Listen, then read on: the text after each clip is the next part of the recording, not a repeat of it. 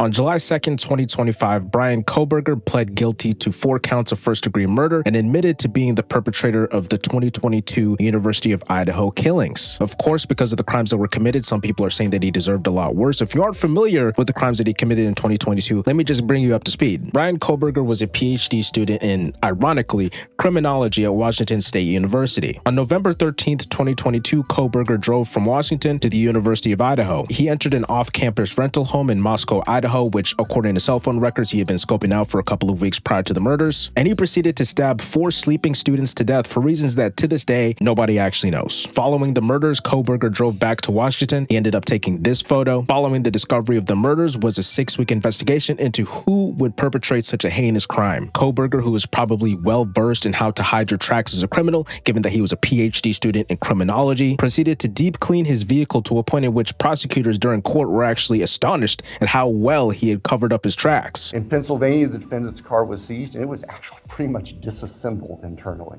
And it also had been cleaned. There was a bucket of cleaner right beside it. There's always some degree of crud in there. They were spotless. The defendant's car had been meticulously cleaned inside. However, of course, there's no getting past the American government. The preponderance of evidence led to Bryan Kohberger being the perpetrator, given cell phone records placing him at the scene as well as DNA evidence. He was arrested in December of 2022. Now, thank God that Mr. Kohberger was caught as fast as he was, because some people are saying that if he was not caught, then he would have used his criminal expertise to commit more crimes of a similar nature, just like serial killers from the past. Matter of fact, Mr. Kohberger probably realized this after he committed the murders, given that following his crimes, cell phone records show that he Googled Ted Bundy's name. And it's not hard to draw similarities between these two monsters. Kohberger was a PhD student in criminology when he committed his crimes, and Ted Bundy was actually in law school when he did his. Both of them went to college in Washington and targeted college students in their crime sprees. Both of them crossed state lines as well, with Ted Bundy going from Washington to Oregon and Colorado and eventually being executed in Florida, and Bryan Kohberger going from Washington to Idaho and eventually being arrested in Pennsylvania. Both of them were highly intelligent people, given that Kohberger was able to make his way to a PhD and Bundy was able to make his way to law school. Matter of fact, the judge in court, after imposing the death sentence on Ted Bundy, remarked on the fact that Ted Bundy was an intelligent person who could have had a bright future as a lawyer if he hadn't had committed his crimes. You're a bright young man.